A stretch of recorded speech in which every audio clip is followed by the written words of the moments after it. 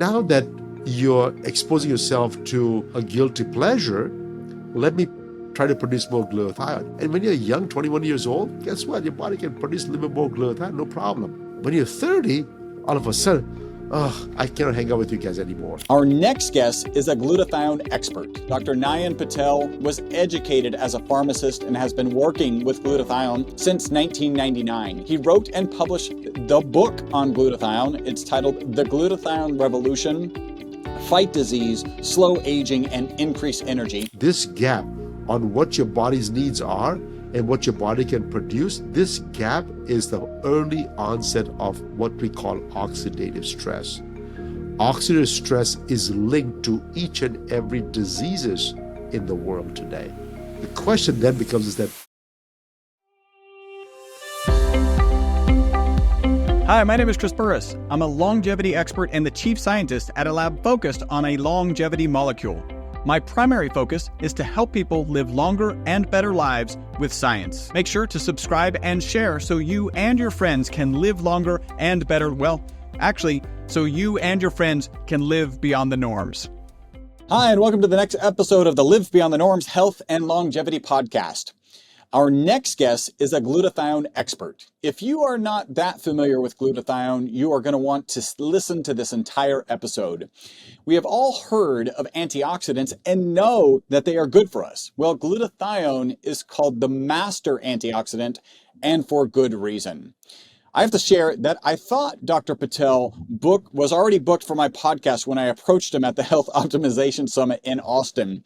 I walked up to him, introduced myself, let him know that I would be interviewing him soon, and it took a moment before I realized, wait a minute, he wasn't even on my calendar yet. Certainly he was on my radar, but he wasn't on my calendar yet. So I'm so glad we have the opportunity to share his great work with the Live Beyond the Norms audience. A little bit about Dr. Patel. Dr. Nayan Patel was educated as a pharmacist and has been working with glutathione, also called GSH, since 1999. He was looking for a way to deliver glutathione to the body in a way that was effective. He spent years studying and optimizing glutathione delivery mechanisms. He wrote and published the book on glutathione. It's titled The Glutathione Revolution: Fight Disease, Slow Aging, and Increase Energy. By the way, the famous Mark Hyman wrote the foreword to this book, so that's pretty awesome. And one of the reviews of the book that I found on Amazon said, Dr. Patel's writing is clear, engaging, and packed with real-life stories that make the science easy to grasp. When he is not spending his time working with the likes of Mark Hyman and Tony Robbins, he continues to optimize his technology and work to share through his company, Aura Wellness, his Aura GSH antioxidant delivery system to deliver GSH more efficiently, more effectively, and at potent concentrations. Dr. Patel, thank you so much for joining us today. Well, thanks for having me here today. That's the most comprehensive interview I've ever heard. So thank you for that. Good, and we can end now. That's the whole goal. That's just introduction. We haven't begun the chapter yet. Feel free to use that. All right. So before we jump into your area of expertise, I always like to go further back, like much further back. What was it like growing up, little Nayan? Where did you grow up? What were your parents like? If there was some event or someone you could pinpoint as the reason you would ultimately become a pharmacist, a thought leader, an author, a formulator, a revolutionary form of glutathione inventor, what or who would that be? Oh my goodness. All right. So let's go back as far as I can remember, which is not too long, because childhood memories are just childhood memories. I was born and raised up in Zambia, Africa, and there was no proper education system developed in that country. So my parents shipped me out to India in a boarding school since my first grade. Wow. So yeah, so that was pretty crazy. Of course, I was one of those kids that was deprived of love from the parents, but they did give me plenty of love when I'm back home every year. And like all kids, my brain was wired to be an engineer. So my whole life, I just wanted to be engineering. I love to build things. I love to create things. My go-to engineering program was to do electronics and hopefully one day go to the space. I mean, all the young boys have similar dreams when I was growing up at that time. So that was one of my dreams, and I did have the tenacity and the education to become a physics and math nerd. I was I was top of my classes all through high school, and then college. I said, "Hey, I'm going to do engineering." Very quickly, I realized that I only moved to the United States for my education, so I realized that maybe engineering may not be the right option for us because all the space programs were kind of on a cruise control. Nothing was developing new. Thank God to SpaceX now today, but 35, 40 years ago, it was nothing new happening. I said, well, what am I doing? Maybe this is not the right option for us. I took that same knowledge I had in physics. I said, you know what? Can I go into physical chemistry? And when you have a creative mind, I had no idea I had a creative mind, by the way. And somebody told me that maybe you should be looking into organic chemistry and see if that intrigues you. And the field that you can go from there is chemical engineering, designing chemistry, and designing chemicals and things like that. And I said, wait a second. What if I just do pharmacy and design medications in the first place? So I pivoted my whole life from physics major to a chemistry major. And the person that really helped me do that was my godfather that brought me to the United States in the first place. And his son was going through pharmacy school, and he goes, "Hey, maybe this is the option you want to look into it as well. See if that excites you." Nobody forced me to do anything. It's just one of the things that they just want me to explore other things. And once I choose a path, I just keep on going forward. I don't look back as to what I missed or what I didn't achieve. I just keep on looking forward to see what I can do with the education that I do have. So it's interesting because by the way, engineering background. So you like mindsets. One of the things that you said is somebody told you that you have a creative mind, and a lot of people just assume engineers are not creative, right? They're just extremely practical, but they're in fact very creative. They use the tools that they have available to them to solve the problem that's in front of them. That is almost the definition of creativity. It's not artistic creativity, right, for That's right. aesthetics, but it is the creativity of utilizing tools. And some of the best engineers I've bumped into don't have a formal education, but are extremely creative on how they utilize the tools that are available to them. So you have this thought process that you're going to be an engineer from very early on, right? Yep. Was it that difficult, or certainly frustrating that there's no opportunities? It's really kind of a maturity of like, I want to be an astronaut or work with space in some way. Is it just this maturity that the practical nature, or was it your godfather who said, actually that's not a good path? Like if you look at the data, it's not a great path. Yeah, he didn't see anything. At that time, my uncle was also doing through engineering. He did his PhD in mechanical engineering. And I looked up to him as well because he was, again, top of his class. He came first. He had a gold medal from India, being the number one student in the whole country. So, I mean, Wow. he did something really, really amazing to work. And then he comes over here, and he was disappointed that the opportunities, I mean, there's always jobs available for that kind of caliber, but not the one that he wanted, right? And it says that then you may want to consider looking at a different career because the space programs is not going anywhere at this point. And so he was the one kind of said, I'm doing something different, and even my career is not going to where I wanted to go. By the way, today he's a chef. He is a Oh, chef. wow. Yeah. He's a brilliant mind, brilliant engineer, and 30, 40 years later, today he's a brilliant chef in Northern California in the Napa Valley. It's an amazing guy. But he was the one who told me, I said, maybe you want to look into a different career, see what else excites you besides engineering. And that's why I started looking into other things. Yeah, so you take this creative practical mind, right? The combination of the two. You go into pharmacy.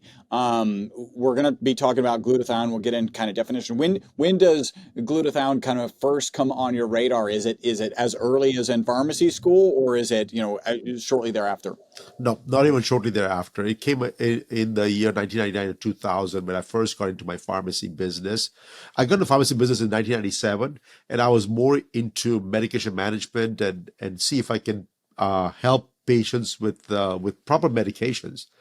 I very soon realized that the medications were actually not going to solve any problems. They were there to just manage problems. And the word manage kind of hit me with in my head. I said, what does that mean? I said, well, that means you're going to take care of people's problems for the rest of their lives and not going to solve them ever. That's what I thought, right? I said, well, that's kind of a raw deal, right? That's not very attractive to an engineer who likes to solve problems. Exactly. That is exactly right. And my mind goes, no, we can be creative. We can do things. We can figure out things. And so quickly I said, no, no, no, no, no, no. All you got to do is, here's a problem. Here's a set of medications. The medications, they're just there to manage the people's problems and symptoms, but it will never get rid of the problem. And it goes, now what? If that is my rest of my life, I said, who wants to manage problems? I want to solve problems and then move on to other things in life, all right? Nobody wants to look at the same old thing over and over and again. And I'm the kind of person, I'll build something, and then I said, okay, I'm done, move on to the next project, right? My very first pharmacy I opened in Los Angeles County, right? 2 years later, I said, okay, I'm done, it's stable enough, give it to my family. I say, hey, you run it. I'm off to the next project and next project and next project. And so my mind was always thinking, I said, what can I do next? And so I thank God to one of the physicians that came to me and said, hey, can you help me make a liposome form of vitamin C and glutathione? I said, absolutely. Now there's a novel idea. I said, hey, at that time, 1999, there was no liposome technology. I don't think so. I have no idea because there was no internet back then. So I had no idea if anybody else was making this using this technology to make it nutraceutical products. So my early onset help was from this doctor in California in 1999 to work on this project, and that opened my mind like anybody's business. So today I'm so grateful for him. He passed away a couple of years ago, but I'm still so grateful for him to give me the vision or the chance to open my eyes to see the world a little bit differently. So he approaches you looking for a liposomal vitamin C and glutathione. Obviously, you're a pharmacist. You know what the value of vitamin C. You know, at least to some degree, maybe not from the consumable point of view, but that glutathione is the master antioxidant, and so like these are probably things that would be good to be supplementing. Is that the thing that then you start really digging into glutathione and starting to understand it, and then we'll get to like what exactly is glutathione? So my project was, I had no idea what glutathione was. Okay. I had no idea because we were never taught in school what glutathione is and what it does and what to do with it, right? We were taught about vitamin C. And so vitamin C it's like, everybody knows what vitamin C is, right? So everybody knows what it is. It's just, to me, it was something that I had to achieve, a product that I can deliver pure form of ascorbic acid to the body in the most natural way, so your body can use it up. Most of the vitamin C gets oxidized pretty fast, and so unless you have a technology to deliver vitamin C, it doesn't really help us that much. And so liposome was something that the doctor wanted to work on. He had a patent on the technology, and he was making some pharmaceutical medications with it. And so he said, comes back and says, hey, I want to use this technology for the nutraceutical world and the vitamin world and things like that. So I thank God he chose me because of proximity. It had nothing to do with my knowledge base. I can assure you that. It was all about proximity. Right? I was right there, right place, right time. I said, hey, can you help me make this product? And I said, oh, absolutely. And when you're young and stupid, you always say yes to every single thing because you want to explore what else can we do with it. And so my goal was vitamin C. I had no idea about glutathione, but quickly I realized how valuable glutathione was, and it's so much valuable that I said, hey, as long as vitamin C is a great product, this is going to be an amazing. The issue was tripeptide. The body cannot absorb glutathione. There's no other delivery system in the world that exists that can absorb glutathione. You can inject it, you can inhale it, you can squirt it, you can suppository it, you can do whatever you want. The body literally will break it down into various amino acids, absorb the amino acids, and make its own glutathione. And so that was a challenge that I faced early on. I said, what am I going to do here? Even the liposome did not work very well. I said, what choices do I have? And that's what started on the path. I said, okay, there has to be something different. So before we get into that, right, because you've got a very unique method of delivery. So you're part of one piece, the engineer is solving the problem, right? It sounds like maybe liposomal vitamin C was pretty easy, and then liposomal glutathione, maybe they were equally easy, but at the same point, you're also off, your wheel is spinning going like, well, why are we even talking about glutathione? Talk about how you came to understand, the value of glutathione and even to believe that it would be significantly better than a vitamin C product. So at that time, there were a couple of books that are out there on glutathione.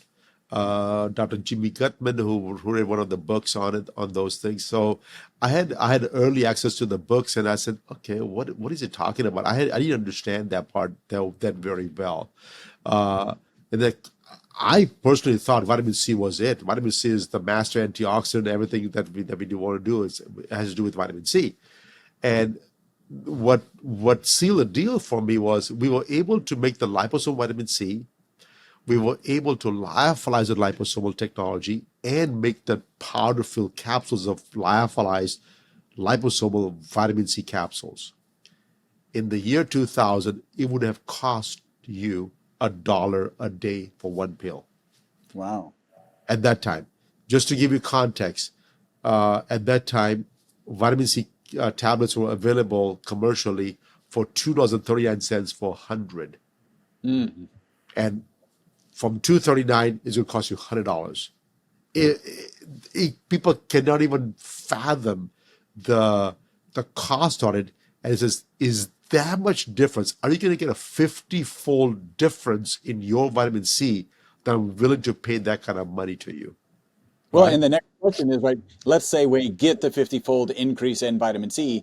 Is there value in that? Right? Exactly. Like that's right. And I do not see a value in it. As a creator of this product, I personally could not see a value of it. And so I said, then I started thinking about it. Then I asked the doctor and said, hey, if people don't see a value in this product, what product will they see value in it? And the guy goes, of course it's glutathione. I said, wait a second. So you're telling me the glutathione is way better than vitamin C when it comes to value for the human beings, but it's impossible to make it. I said, that's why I want you to make vitamin C in the first place. If you can make glutathione, well, that's a whole different story. That's a whole different application. But if you can make vitamin C, which is relatively easier than making glutathione is, then my job is done. And he was already in his mid-70s, so he was says, I'm towards my tail end. I'm just want to intrigue your brain to see if we can create something different. And so we started working together on that project. But the whole idea was Dr. C, who really helped me see this vision, was the one creator. Said, hey, your body produces glutathione. That's why, even though we think it's only an antioxidant, but glutathione has a lot more functions. I mean, if you're looking for antioxidant benefits, I mean, there's so many products out in the marketplace today, including vitamin C, and there's juices, and there's vitamin E and CoQ10. There's so many different products that can do similar job like glutathione can do it. But what glutathione does differently, it's a major conjugator and helps detoxify your liver.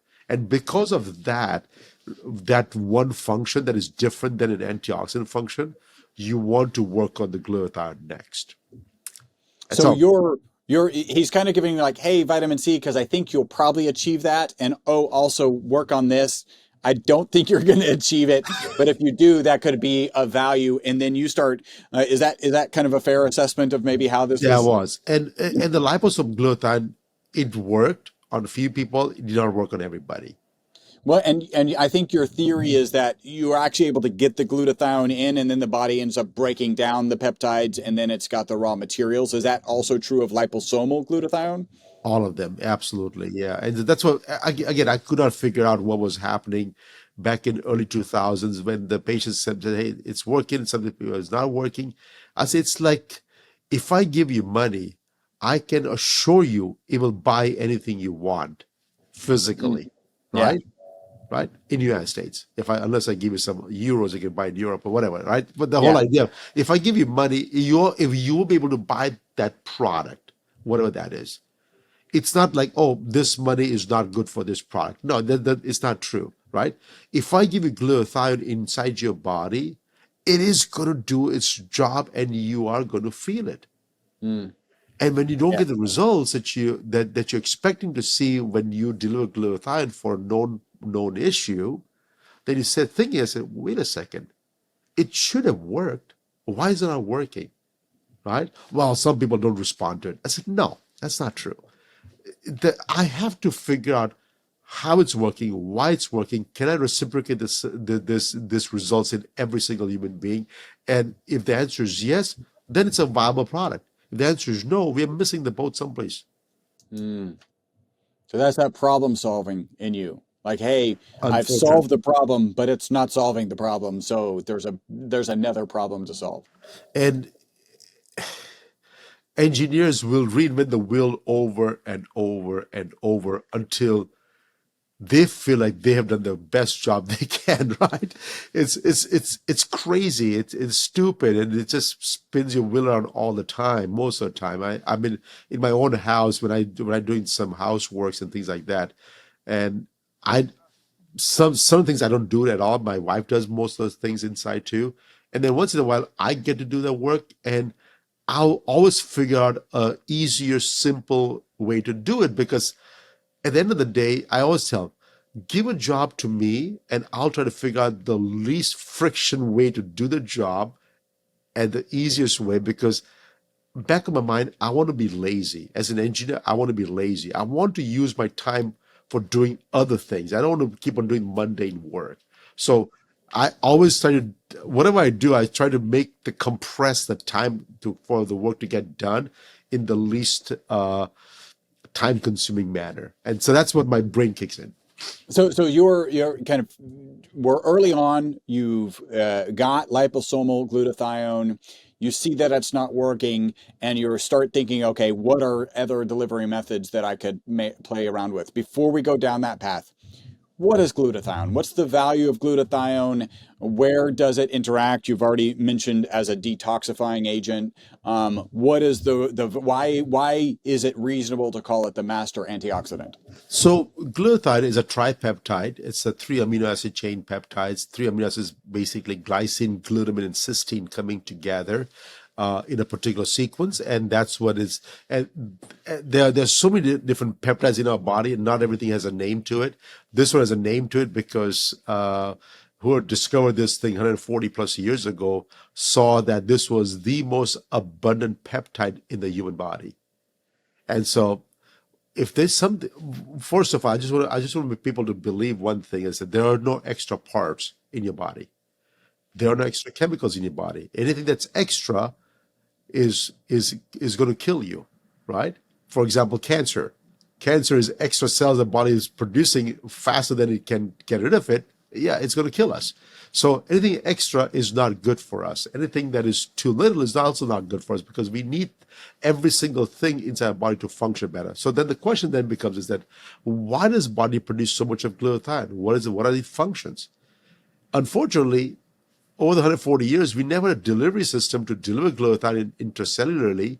And so we have not learned every single thing that the glutathione can do for us. Only thing we can study is what is glutathione has done for us as until today. So I have a whole bunch of literatures in my every single book that ever been written on glutathione is in my library.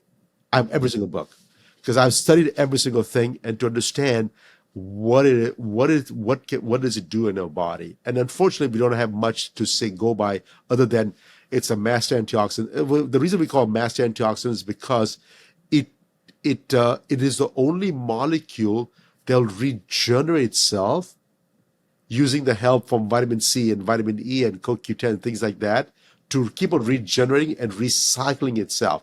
No other molecule can do that. Vitamin C, once it's used as an antioxidant, it's done, it's over. You're going to take it more and more and more every single day, right? Glutathione, as an antioxidant, it will regenerate itself. It gets oxidize and reduce all day long. And the energy source comes from vitamin C and vitamin E and CoQ10s and all those juices that you can drink and all those other products. That's one of the reasons why it's called the master antioxidant, because it just keeps on working over and over and over again. Okay, so that's one function. The second function, which we talk about, is the conjugation. Now, over the years, what they have found out was that it activates a whole bunch of enzymes inside your liver, mainly the cytochrome P450 or CYP. There's a whole bunch of enzymes that detoxify or neutralizes chemicals, phosphates, organic chemicals, heavy metals, that has to be neutralized, sequesters, and get rid of it. All those have to be done. All those have to be done on a regular basis. Glutathione aids in the process of doing that for us. So you look at, say, a vitamin C, CoQ10, some other antioxidants, they're kind of very much sacrificial.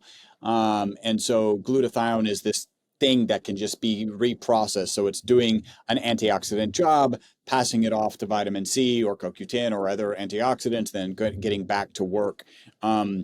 Is this everywhere in the body? Is this maybe localized in mitochondria? Is it localized in or out of the cells? Like, what does that look like? That's a great question. So the conjugation pathways, where it helps to detoxify the chemicals in your liver, it's a one-way process. So whatever the glutathione that you produce, it will transform and it will be getting rid of it. So those are you have to produce all the time. So that part you have to produce all the time, which is mainly in the liver. Your lungs has the highest amount of oxygen. That lung glutathione is recycled all the time. So most of the mitochondrial glutathione gets to recycle all the time. Again, recycling is necessity. Recycle doesn't happen by itself. It needs to have energy source. That's why vitamin C is by far the most used product in the world. Not because it's an amazing product, but it's an amazing helper to help the glutathione recycle itself. By itself may not be that effective, but if we can activate glutathione all day long, oh my God. It's like if you can feed the giant all day long, the person that's feeding the giant gets all the glory, because guess what? The giant does all the work, but the vitamin C is actually helping the giant wake up every single day. So I don't want to go down this a vitamin C rabbit hole, which I think we could easily do, and then come back 3 hours later and continue talking about glutathione. But just real quick, I'm assuming vitamin C is in your stack. What do you have a preferred? What do you think is the best way to get vitamin C into our systems? So vitamin C, again, there's a lot of foods out there. There are supplement products out there. A lot of the supplement products gets denatured pretty fast. The liposome technology products they're out there as well. They're decent. Then there are some of them are combined with the C60 oils, which are a little bit different, and that seems to have better absorption. Again, I've not spent a lot of my life on vitamin C technologies yet. I've not kept up with the technology. Back 25 years ago, yes, I was all into vitamin C. Last 25 years, my focus has shifted completely on glutathione. So if I say something, it's at least 25 years old. Okay. So, but it is in your stack. It is in my stack. So I do take a product, vitamin C. The product that I take personally myself is I'm always low on minerals. So I take minerals attached to vitamin C. So I like magnesium ascorbate or zinc ascorbate or boron ascorbate. So the byproducts of all the minerals absorption, the byproduct is also ascorbic acid. And so that's what I take right now personally. But again, there are far more superior products than those out there that I've not even dove into it yet. Oh, okay, but that's good. I just wanted to touch on that and then we'll get back. So glutathione is a peptide, right? Like there's Peptide. certainly this swell of peptide excitement going on right now. This may be one of the first ones that was really kind of identified and delivering value. Is that sound right? Absolutely, yeah. So peptides today, if you think about peptides today, all peptides are what we call them bioregulators.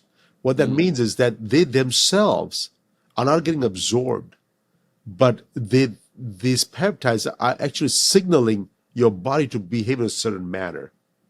It's like, for example, the number of peptides that's used in the world today is GLPs for the weight loss. When you inject those peptides, they're not making you lose weight themselves. They're not doing anything. They're just telling your body to stop eating or get rid of the fat or whatever that message is, right? So they're just messengers. They're not actually doing any work whatsoever, right? Glutathione is different. Glutathione was also the similar way. It was also just a messenger, but it was getting broken down and getting absorbed and making its own glutathione. But if I can deliver glutathione intracellularly, it changes from being a messenger or bioregulator to actually performer or doing the actual work for you. And that's the major difference that I see in what we have is this is the product itself, if it gets delivered in the right manner, it gets to do the work. So to some degree, it's even a master peptide, right? So yes, master antioxidant, but maybe even a master peptide. Well, yeah, you can coin the term, Chris. I have not coined the term yet. So you can call this master peptide glutathione. Put it in your next book. And the next one, yep. So we talked about detoxification. Can we dig a little bit deeper? And this is happening in the liver? Is that right? Like, what are the kinds of things? Is it's binding with heavy metals? Is it what are we actually detoxifying with glutathione? So I do not know the process completely about detoxification of heavy metals, but we have done a study on human trials. Somebody commissioned from Japan wanted to license this product from us, and they want to do a study on detoxification because Japanese people are scared to death about Fukushima and what happened after that. Yeah. And so they're always looking for some massive detoxifiers and things like that. And so they did the commission study for about 33 or 34 patient trials. It was a 35-day trial, I believe so, for like a little bit over 5 weeks. And they were doing the pre and post urine test to see what kind of metals have been releasing. And they were able to see mercury and cadmium and arsenic and not too much of lead, just barely touching the lead. But they saw a lot of heavy metals being released from the urine after using the glutathione, compared that to the placebo group, which did not take any glutathione at all. So they concluded that, okay, this product actually is binding and removing heavy metals. I don't know how it was doing it, but at least it was doing it. And so that was one of the studies that we did.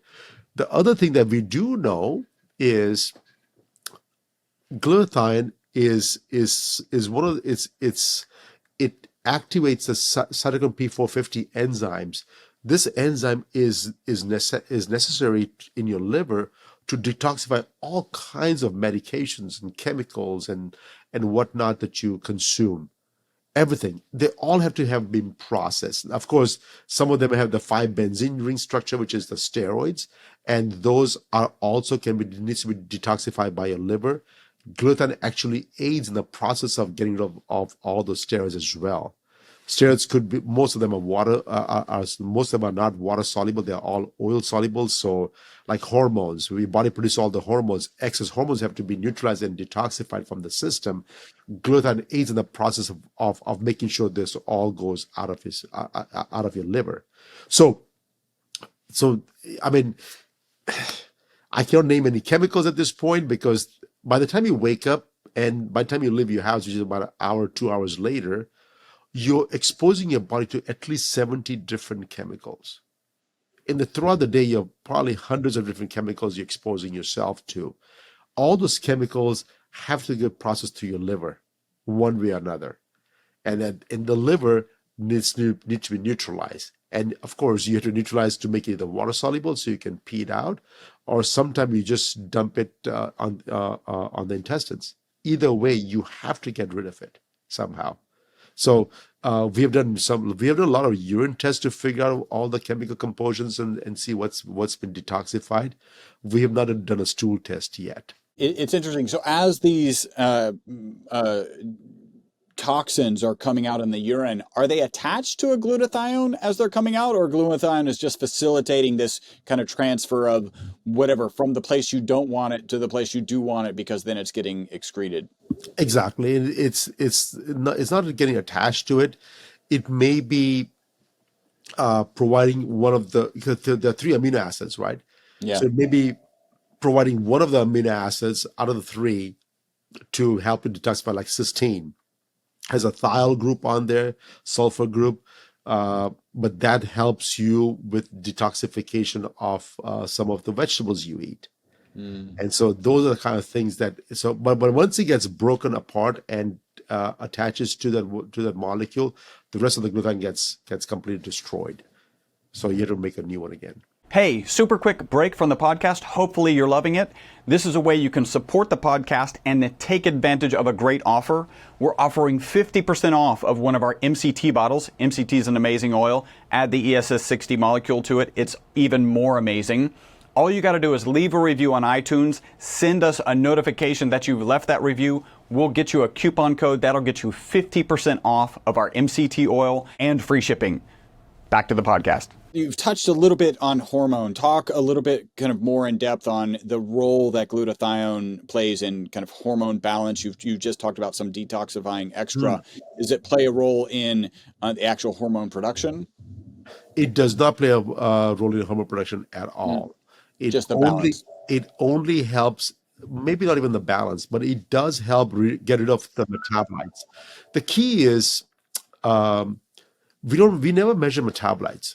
As some people do in the urine, but most people don't measure the metabolites. What most people are measuring is the actual hormones itself, because they're trying to do hormone replacement therapy, and so that's what they're doing it for. But if you measure the metabolites, that's where you'll find out is how much you have in your liver. But you cannot measure the liver, so what you're really measuring is the urine, right? Because it has to be excreted. With the glutathione, it will help increase the excretion of all these metabolites from your liver, so that all of a sudden the liver gets easier, it can process more of these chemicals on a daily basis. Because you're producing hormones every day. You are producing hormones every day. The key is, can my body get rid of it? Because if it does not, those metabolites, some of them, not all of them, some of them are active. And those active metabolites can cause growth, excess growth in your body. So over time, they accumulate and has a potential of causing cancer. Interesting. Do we know if glutathione has an impact on it? There's so much talk about the gut microbiome and how important it is. Does glutathione have an impact on gut microbiome? It may not on the microbiome itself, but it does facilitate the whole process of rebalancing the microbiome inside the gut. Glutamine, which is one of the amino acids inside inside one of the components for glutathione, it helps rebuild the lining inside your gut. So if there's a leaky gut syndrome where there is a food particle stuck inside the wall of the gut lining, that is the wedge that is created that can bring a lot of inflammation inside your gut. If the gut line is completely healed and sealed completely, then there is no inflammation that's happening. Glutathione aids in the process of that, of doing so. We have numerous patients that have come to us and said, "Hey, I have no idea what I ate, but I just cannot stop going to the bathroom, and this thing saved us." I said, "How? I don't understand how, but there's plenty of cases that we have seen that that has helped with rebalancing the gut microbiome. And I'm not sure how it's doing that part. On the flip side, if you take too much of glutathione and if you have a lot of toxicity stuck in your stomach, you're going to get diarrhea because it's going to start releasing all those toxic chemicals, and the sudden release of all these chemicals is just you're just going to poop it out, but it's going to be it's not going to be easy. It's not going to be solid. It's going to be diarrhea. So we've seen both ways. So with a positive impact in the stomach and in the intestines, as you're describing, is there potential value to address those concerns with like a liposomal glutathione, where maybe you don't need it systemically, but just having it in your intestinal tract can add value? I'm more than likely, I'm assume so. I have no idea about if it does or not, but it makes sense because it's coming in direct contact with the stomach lining. So I'm assuming that, hey, that's probably going to be the best option, because if you apply topically, is it going to get there? How fast is it going to get there? I do not know that part. I'm assuming that if you take it orally, it's getting into the gut, and hoping that proximity might have to do something along those lines. But on the flip side, I'll tell you another thing. It's like when people are applying the glutathione topically wherever, they're applying the arms and the belly and legs and all over the places, they see the oxidative stress markers on your face go down, like blemishes and skin spots and age spots is what they call them. Those are oxidative stress spots that they're on your face, and these are diminishing. So even though the proximity is a good answer, that hey, we assume that if you get hurt over here, apply things over here and it'll get rid of it. When it comes to glutathione, which is found in each and every cell in your body, it doesn't matter where you apply it. There's something called cell-to-cell transfer via lipid rafts. And that lipid rafts is what we are using to deliver glutathione inside your cell membrane in the first place. So we're assuming that by using the technology to deliver into the cell membrane, that same technology is also transferring glutathione from one cell to another that is attached to each other throughout the whole body. It's like you apply it over here on your arms and you can taste it in your mouth within seconds.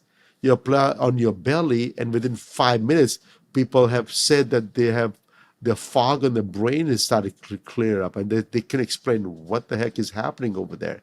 And so there's something called cell-to-cell transfer that happens. So you apply on the skin cells, and then boom, it just gets over to everybody else. But the question is valid. Hey, liposome technology product is a little bit cheaper.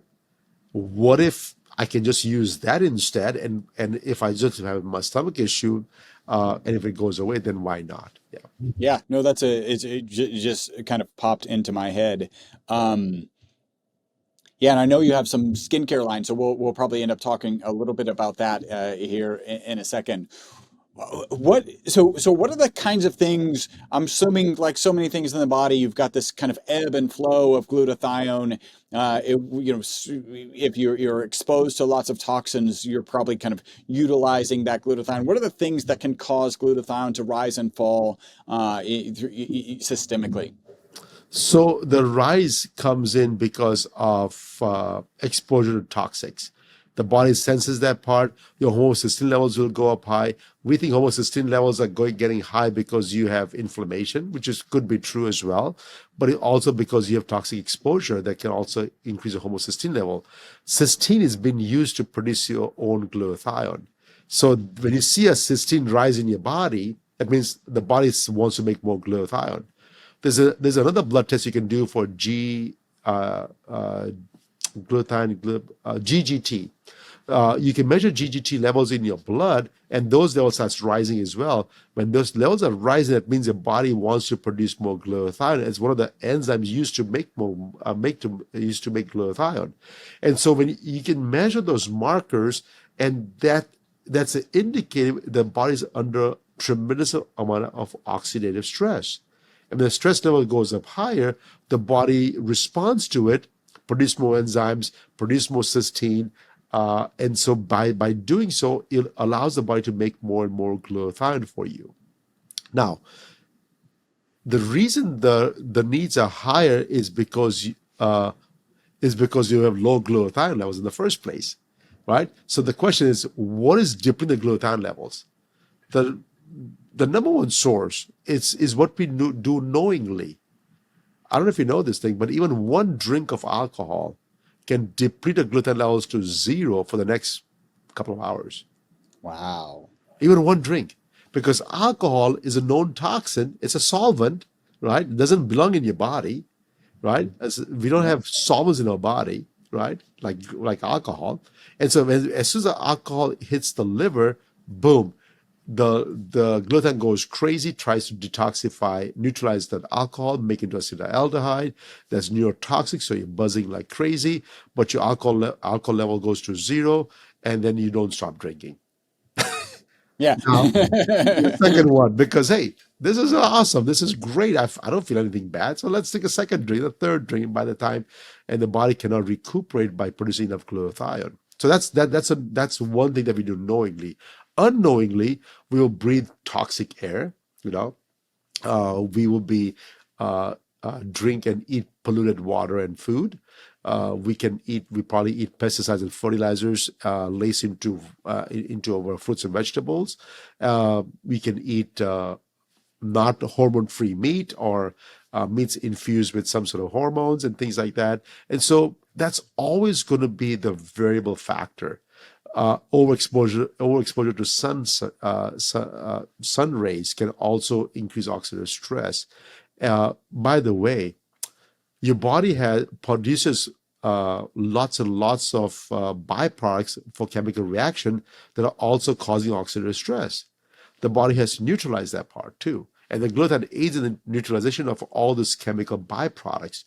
But everything is in perfect balance when you don't introduce new products into your body.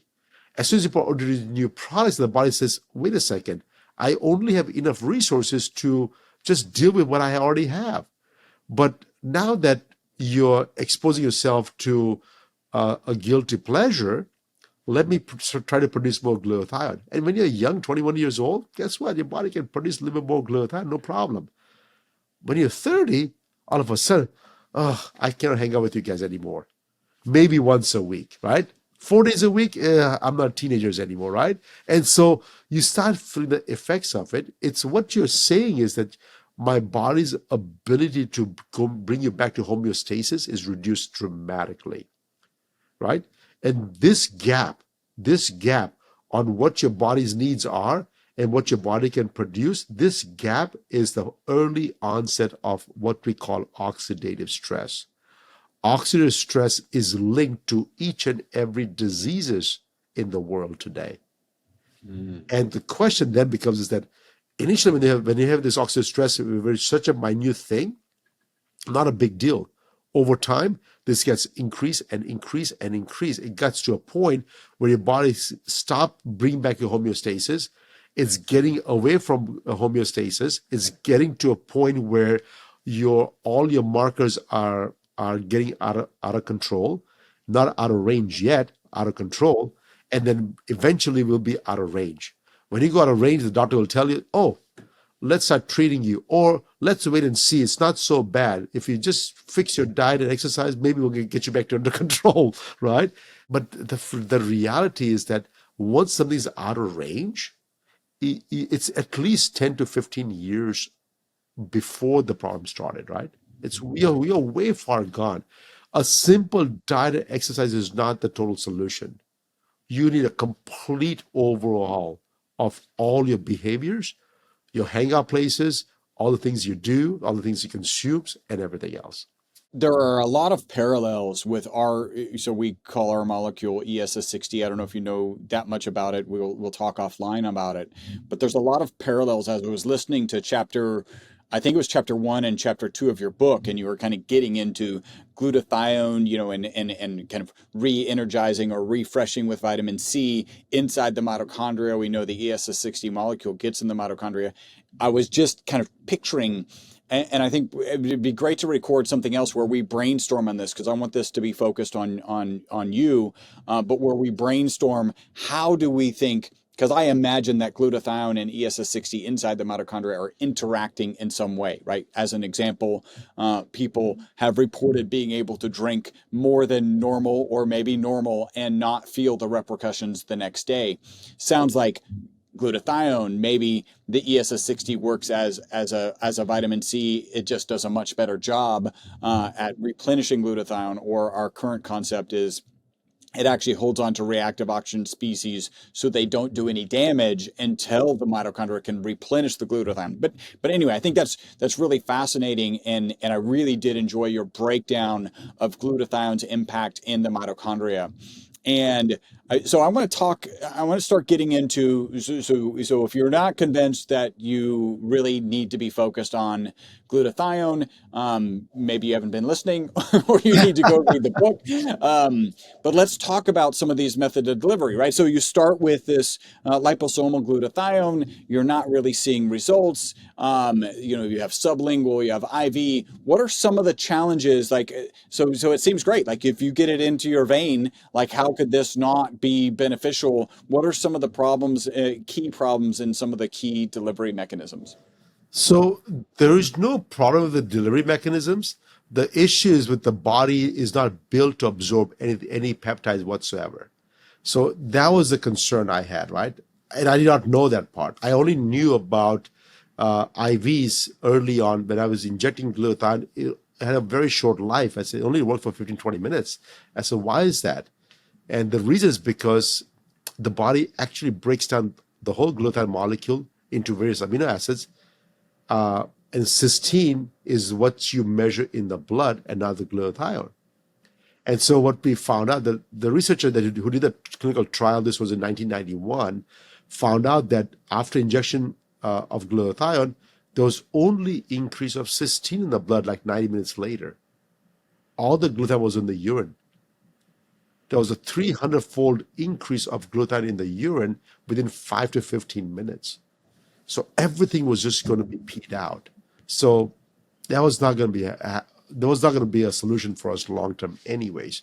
All the benefits. That has kind of a parallel with vitamin C, right? Like you could take, I know that Dr. Linus Pauling had his grad students taking, I think, unimaginable, 6, 10, 15 grams of vitamin C, and they were just tracking it and they were peeing it all out really quickly. It sounds like there's parallels there. It is. And the vitamin C was, we have done anywhere from 2 grams to up to 100 grams of IV push on IV drips on vitamin C.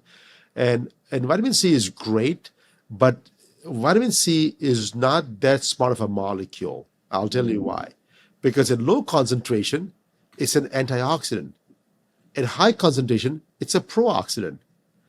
If it was that smart of a molecule, then the human beings would have picked it up, right? It doesn't have dual properties.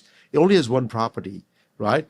But what it does at low concentration, it actually acts as glutathione, which acts as an antioxidant. So you see the antioxidant benefits, not because of vitamin C. Well, it is because of vitamin C, but it's because vitamin C is activating glutathione to do the work for it. And once all the oxidized glutathione has been activated, the rest of the vitamin C actually becomes a pro-oxidant, right? And so that was the thing. And yes, you're right. Everything gets peed out. You can inject B12, and within an hour, your urine is red, right? It's like, I said, wait a second. I said, am I bleeding? No. That's all just all the B12 is, you just pee everything out. So that was the concern that I saw early on. But if you're having a hangover, yeah, that 15 minutes is a lot, right? And so while I was making this product, one of the doctors came to me and said, hey, this is an amazing product for me to take into Vegas. And think about it, 1999, 2000, early 2000s, Vegas it's always glamorous, right? Yeah. Alcohol is always flowing through everybody's veins all the time. And so there's one doctor took upon himself and started using glutathione as one of the treatments to help patients, consumers, get over alcohol intoxication. And it worked like a charm. So that was my business model. Hey, it worked short-lived. I was not looking for long-term solutions. I was looking for short-term solutions, and it was working great. And so people started buying this product. And so I focused everything on the intravenous form of glutathione because it was short-lived and it was okay, but then it got too expensive. Just got too expensive, and it got to a point where it was not sustainable anymore. But by that time, I was looking at a different technology to deliver glutathione, and that's when this whole thing started, right? And it's not until you discover the molecule and you get the results, and it gets really, really scared, because for the very first time we were able to deliver glutathione intracellularly, and the results were instantaneous, like within 5 minutes. And that scared the heck out of me, because now I have to know how much to give you, how often to give you, how long can I give it to you for? Am I going to get results? How soon or how fast can I get all the results? Can I sustain the results for long term? Do I take it and then stop it, or cycle them and not cycle them? I got so many questions. So from 2007, when we first discovered it, to 2021, when we launched the product, 14 years span. Again, my engineering background, I would not have released the product, because I can do better. I can do better. So it's like one of those things that you just keep on working. It was such a fascinating project for me that that one project I did not lose focus on that one. Did you come to understand how this intracellular transport was happening, and then think, oh, I can use that in a process that would be kind of this dermal process? Or did you kind of come up with a process and then find out that there are parallels with this cellular transport? I found the product first, and I discovered the process later on, because the best products in the world were never invented. They've all discovered. Yeah. Right? So even though we created this product in my lab, I was creating something else. My job was just to stabilize glutathione in my lab, so it doesn't get broken down, right? Because glutathione gets oxidized really fast, really good. So how can you work with a molecule that just gets oxidized as soon as it comes to the open air? I said, my job was just to stabilize that thing. And when I achieved that one, I said, okay, this is good. Now my next thing is that, can somebody take this product and do some work on it? And all I heard was crickets. Nobody wanted to work with it, right? I said, okay. Now step number 2 was, okay, fine. How do I get into the system? And I tried to my mouth, it didn't work. Tried to my nose, it just burned my nose off. Only thing left was a skin route. But skin was a physical barrier. And so I had to figure out how to reduce the particle size to small enough to get through the cracks of the skin. So that's the technology we developed, and that's the one we got patent for it. And the second part, we already had figured out the sequestering of the glutathione into this molecule, and that molecule actually passes the cell membrane. So that was the easy part. And that was supposed to be the most difficult part, but that turned out to be easy for me, because that was the first thing we discovered. The second thing we were supposed to get through your skin. But yeah, you're right. I think I was a good observer more than a researcher, to try to figure out how this product actually worked. And I didn't even know how the cell-to-cell transfer was working until COVID came around. Because that opened my whole mind up about how the virus was replicating. And that's because I knew it was ACE receptors, but there was not too many published articles about ACE receptors and how it is working until COVID came around. And then all of a sudden, this thing just like mushroomed everywhere. I said, oh my God, the COVID spike protein is going to the ACE receptors, and that's how it's dislodging it, and that's how it's replicating it. It's so fast. I said, oh, wait a second. That's how my glutathione was doing. That's how it worked so fast. That's cool. There are so many things. Like, if you just think about the decision-making process is the emotional response and then the logical confirmation of the response, right? That's like right. If you Yeah. decide to buy something, it's emotional. And here you've created something, and then you've used the logical mind to come back and go like, oh, this is how it's working. Like the pieces folded together. That's a really cool parallel. So I've got your product here. Oh my goodness. All right. Yeah. So I've enjoyed using it, and you use it. I know you spray it on your arms, right? Like, that's one of the places. And so you'll take it, you'll spray it. I'm just going to do one on one side, and then I think you're supposed to continue to rub it until it dries, gets a little bit sticky, right? It gets sticky and it gets really dry. Once it gets dry, it's already in your skin cells, and that's it. And then it just starts transporting everywhere. Yeah. And you really could apply this. Could I technically actually put it in my mouth and it doesn't taste good, but like I could, Yeah. or Oh yeah, yeah. yeah, So I have applied inside my mouth as well. Because if I get some bloody gums once in a while, I'll spray my mouth. It doesn't taste good. Uh, I'll probably have bad breath for next 15, 20 minutes, but that's okay. But the thing is, it does help in the healing process topically as well. And okay. so I've scored my nose as well. It burns, so please don't do that. It does burn. But You are if the I'm experimenter. Oh, yeah, but if I have sniffles, I'll squirt it in my nose and it will burn. But guess what? It It's just gone. knocks it out Yeah. really, really fast, right? And so I've done that as well myself. But I would, this is only for professionals. Don't do it at home on your own. that's a disclaimer, I guess. With supervision only. With Excellent. And supervision so only. that's really a once a day. Is there an optimal, if you're really stressing yourself or stressed out, maybe you should use it more? So what we found out was twice a day application is the most efficacious way to do it on a daily basis. It only lasts in your body for 4 to 6 hours. Now, granted, you don't need glutathione rest every single minute that you're waking up, but you do need it at least twice a day. Morning and evening is what we recommend all the time. If you have a problem and your oxidative stress is really high, sometimes the doctors may recommend you to use it 3 to 4 times a day, but those days are very small, like 5 days, 7 days, 10 days, and then you go back to twice a day after that anyways. So if you have to use it more than twice a day, for a very short amount of time. Typically between 2 to 10 days is maximum. Is there an overdose? Like, is there, if I put it, if I bathe in it or whatever, like, what does that look like? What are the concerns on that side? So when you overdose it, like everything else, right? It's too much is not good for you. Too little you can't survive. You need the right amount. With the glutathione, if this is true, this is the only product that goes intracellularly. That means it's ready to work right away. It has the potential of putting you from oxidative stress state to reductive stress. Now, there's no product in the world exists today that can put you in the reductive state. None. And so, but we do know what can happen when you go to reductive state. So this product, if you take too much of it, it can get you there. And when you get you to the reductive state, you can develop rashes, itching all over the body.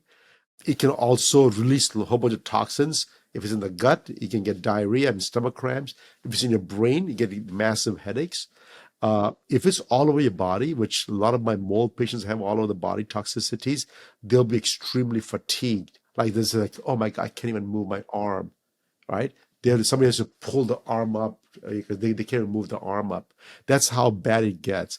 And so all this is telling me is that you got to go with what your body can tolerate. Slow it down. So the typical dose is 4 sprays twice a day, which is, I would say 99.9% of the people have no problem whatsoever with that dose. But if you have a problem with even 4 sprays, go to 3 sprays, 2 sprays. I don't care if you go down to 1 spray.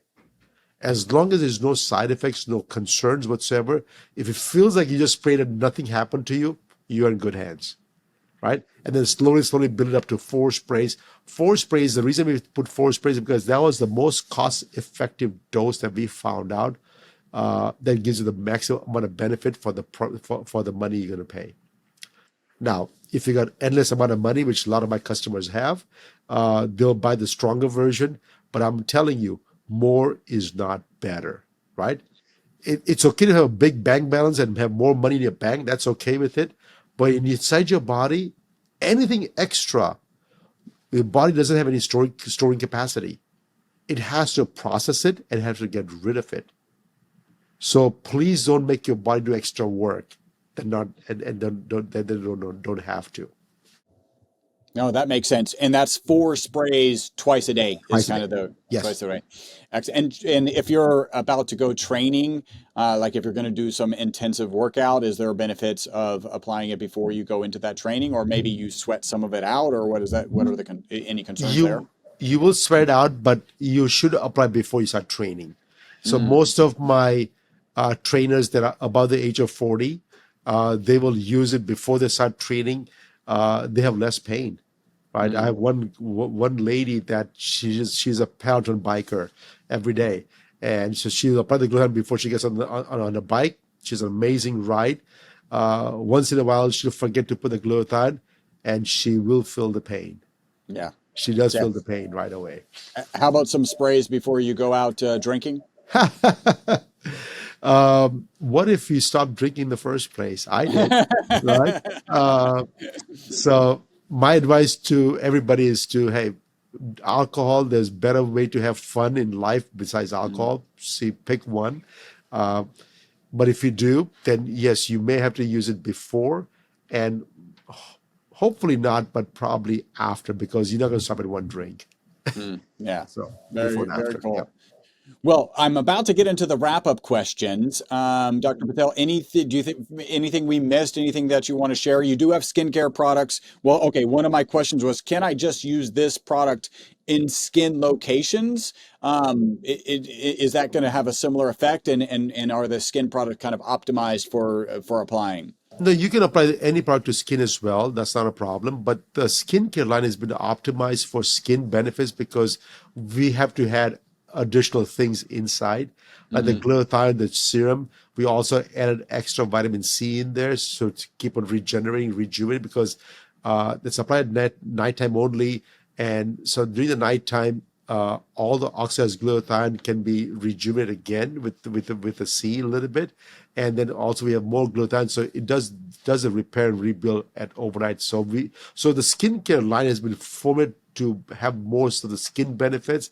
It's not meant for the whole body. So, but Okay. that's a skincare line. But the story I want to tell you is that I always get people saying that, hey, I'm 90 years old, so that's okay. I don't need to. I said, if you're alive and kicking today, trust me, your body is trying to rejuvenate, regenerate new cells. If you get a cut, the cuts are just not going to get wider and wider. The body will try to heal all the time. So if you're alive and if you listen to this podcast, I can assure you that there is a way to rebuild your body today. I don't care what age you are today. And I want to share a simple story about my dad right now, because there's something that is very unique. At the age of 78, he had a mild chest pain, went to the doctors, did the angiograph, and did the EKG. It was abnormal. The doctor goes, okay, let's do an angio, because I have no idea what's wrong with your dad. So let's do the angio. 2 days later, did the angiograph, and they found out that the artery was completely blocked, 100% blockage. The doctor comes out and said, I have no idea how your dad survived, but you know what? I put a stent in there. He's okay right now. His blood flow is back to normal. It should be okay. About that time, I discovered glutathione 2 years prior to that. So he was my patient number one, right? So patient number one, my dad, at the age of 70, started taking glutathione. At the age of 78, he was suffering from type 2 diabetes for 35 years. At the age of 78, he had arthritis for close to 30 plus years. He had blood pressure issues, a little bit on the heavier side, not walking, not exercising, nothing. He was merely surviving, right? Started taking glutathione, and like a good son I was, I forgot that I gave it to him. 2 years goes by. 2 years goes by. At the dinner table, we're talking and chit-chatting, and I saw his plate, and it was just pounding on sugars and carbs. I said, Dad, you're diabetic. What are you doing, right? I said, oh, no, my sugar's under control for almost a year now. So my doctor said that I can have a little bit of cheat days. I said, no, you can't have a cheat days. Come on, let me show you. I look at his blood test, and his A1C has dropped down to 5.4. It was like, oh, my God, what happened? I had no idea about anything right now, right? I said, okay, maybe something happened. I don't know what he did, right? I said, okay, but Dad, don't worry about this blood test. They go up and down all the time. Make sure you walk at least 30 minutes every single day. Now, this thing I was very proud of. He takes his phone out, he gives me his phone. I say, hey, you give me his iPhone, here, check his app. He was walking 6 miles every single day. I told you he has arthritis for 30 years. I said, wait a second, you've been talking. I said, how's your pain? I said, I have no pain, nothing. I'm completely okay now. Now I can walk a lot. So now he has 3 friend groups that he walks with. because each and every friend groups cannot keep up with him. He's already 80 plus Each now. group does 2 miles, and so he's getting 6 of Yeah. it. So he has different friend groups that he walks with. I said, "Oh my goodness, this is crazy." At the age of 84, he comes to us and said, "Hey, I went to a chiropractor, and my hip is not aligned properly. I'm getting some pain in my hip, but the chiro said that that's because my knees are buckling." I said, "Okay." So he says, "Do knee replacement."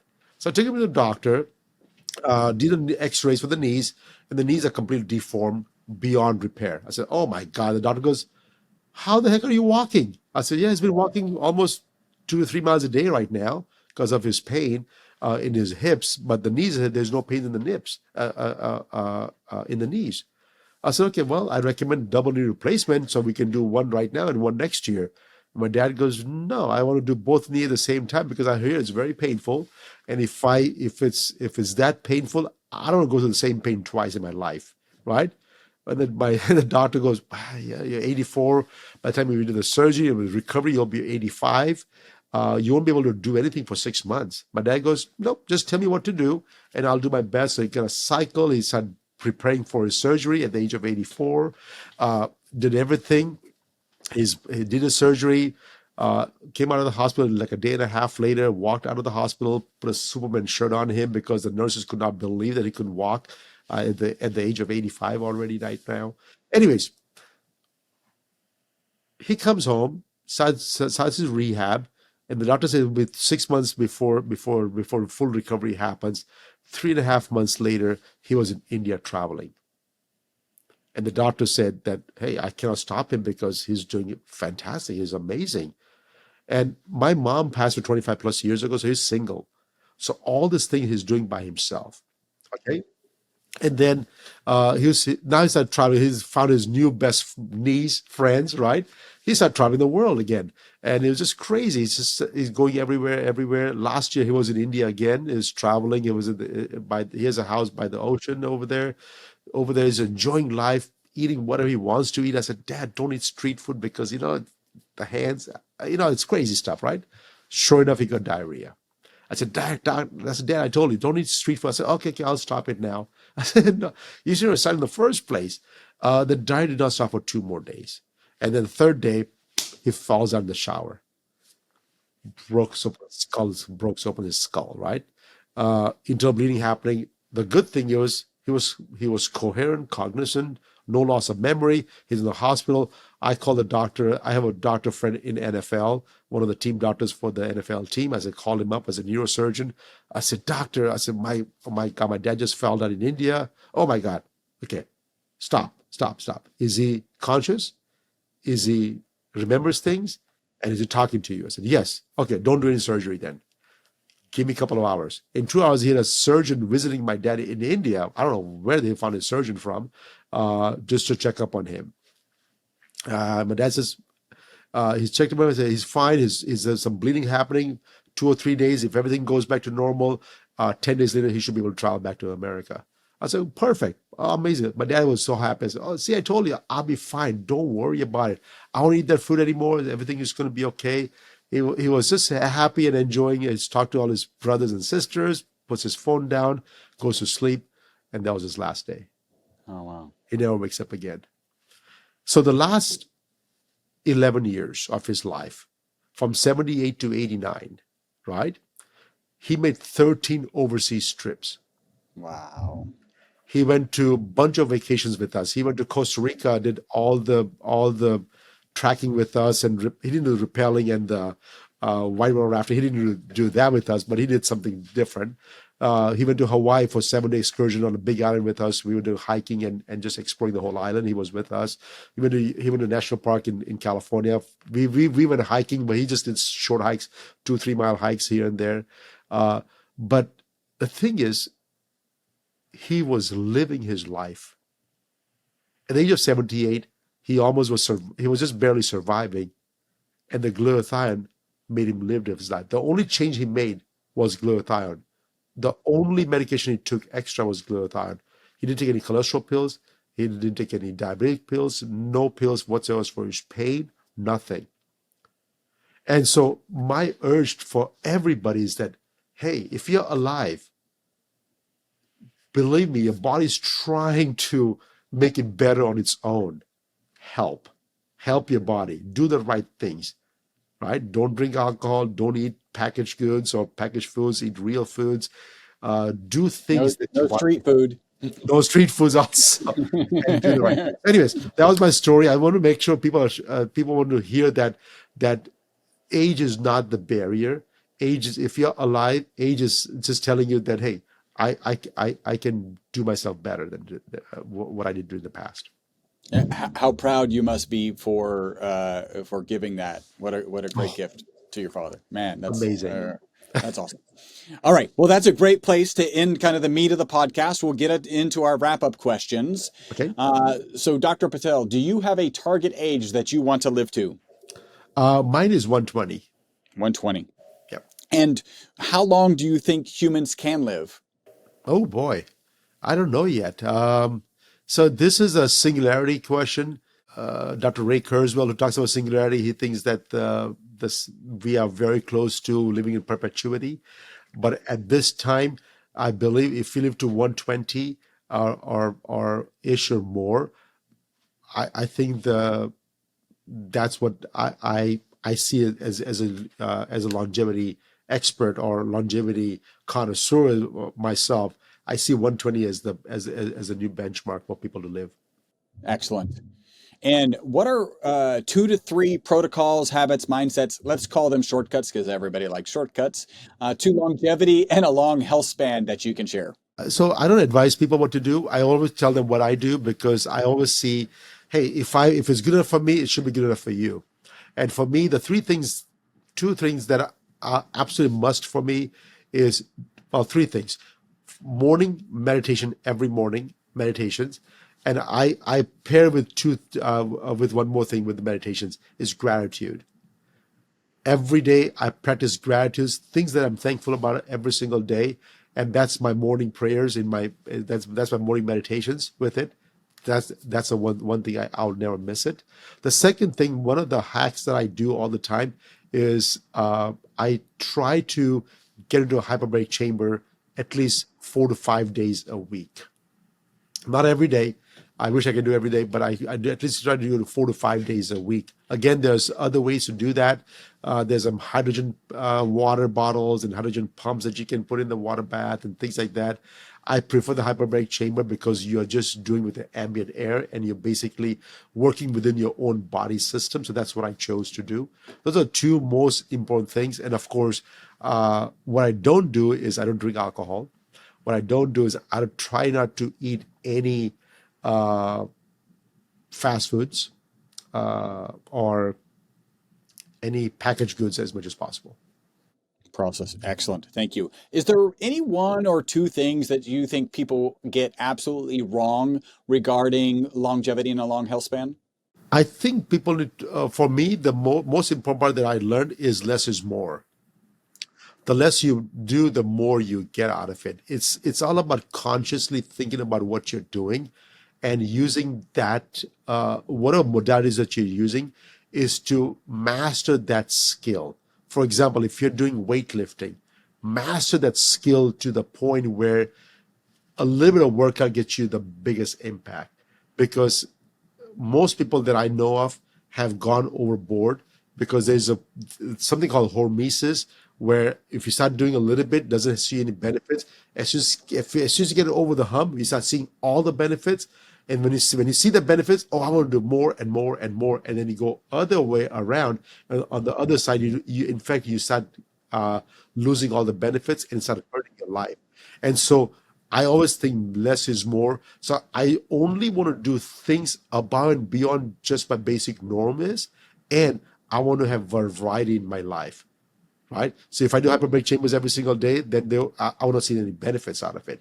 So then I want to do something different. I want to do some vibration therapy. I want to do some red light therapy. I want to do something. I want to have variety in my life at all times because that's how the body becomes more resilient. So don't do the same thing over and over and over again. I love that. So because I was asking for things that people get wrong, one is more is not better, believing Yep. that more is better all the time, and then doing the same thing every day is something that people are getting wrong. That's excellent. Dr. Patel, how can people contact you? Oh, uh, through my website is the best way. It's aurowellness.com, AURO wellness.com. My Instagram page is there too for the business. My personally, don't tag me because I never look at my personal page ever. So through Oral Wellness is probably the best way to contact us. I do spend a lot of my time and energy on helping customers and patients all over the world try to achieve a better life for them. So please reach out. Okay, excellent. And what in the near future are you excited about? I want to do what Chris is doing, which is trying to put my own podcast together to educate people. Not this long, of course, we'll make it short, bite sizes. To get to that hour-long podcast, you have to be really be a pro at it. So I want to start baby steps. I want to do small baby steps, start to bring a little nuggets here and there. That's my near-term thing to bring the message out there on the podcasting side. On the research side, I am working on a couple more molecules right now, which are autologously produced peptides. See if we can enhance those as well. So, excellent. Wow, that's exciting. Dr. Patel, thank you so much for joining us today. no, thank you. We had a great time today, so thank you for that. I hope you enjoyed this episode of the Live Beyond the Norms podcast. Make sure to subscribe and follow. Also, make sure not to be that guy, the guy sharing this podcast with people who are not interested in living beyond the norms. If you would like to learn more about the ESS60 molecule, the molecule responsible for the single longest longevity experimental result on mammals in history, a full 90% extension of life, visit myvitalc.com. That's myvitalc as in carbon.com.